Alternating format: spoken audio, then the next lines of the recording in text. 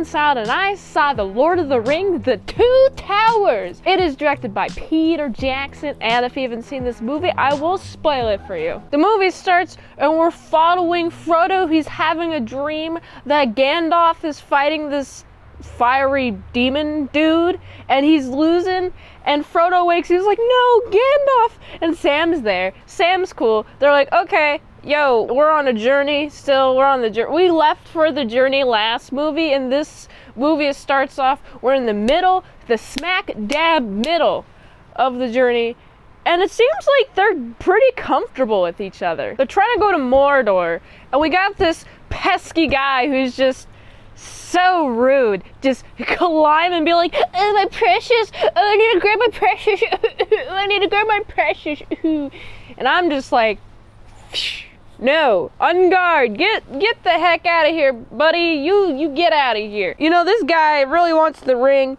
and of course it takes a little bit of time for them to realize what this guy is after, but until he knows what they're after, then it's like, okay, hey bud, we're gonna tie you up, we're gonna put a neck thing around your neck, what is it called, a lead. I'm gonna put a lead around your neck and yank you.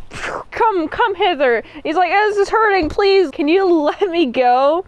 I'll promise, I'll just lead you to the Mordor, I'll lead you to the place, I'll lead you to the right place. I'm like, I don't trust this guy. And I don't trust my hand with this microphone. Oops. I don't trust this guy whatsoever, man. It seems like one of them at any given time, does not trust this dude. His name is Gollum. He does not trust Gollum. He looks so weird. He's so bald. He's so frail.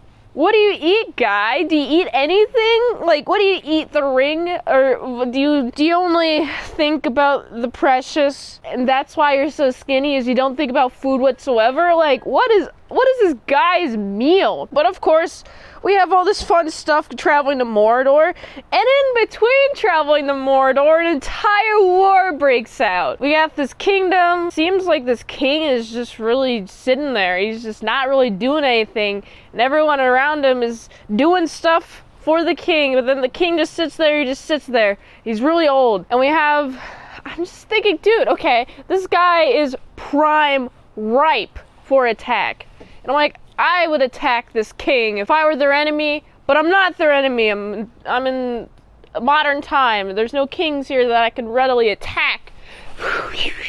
But also, what's fun is that we have this guy who's like, dude, the orcs, they just attacked, they're just killing everyone. And as a result of this true factual knowledge, that guy gets captured and kidnapped and yoinked and put into prison. I'm like, that's not good.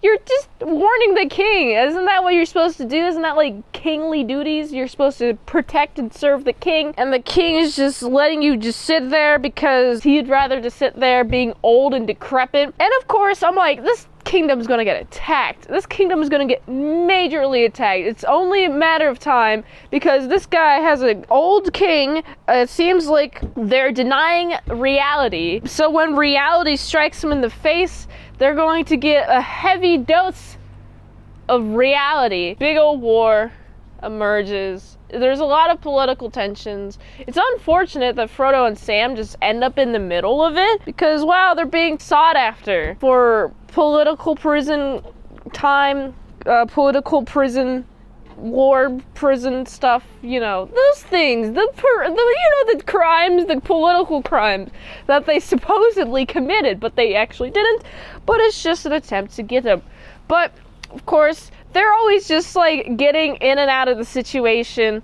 It's nice, the amount of detail that there is to this world. Like, wow, I did not know that this was cool. This is a pretty cool world. I like the fleshing out of details. I like the amount of time spent within a scene, and then we have Frodo and Sam get out of that scene in a nice, clever way, and they always end up into another situation which they have to deal with, and that's pretty much the rest of the movie. The tensions of the war, the people who are warring, each side, they have a side, tensions builds up before they have a flat-out war.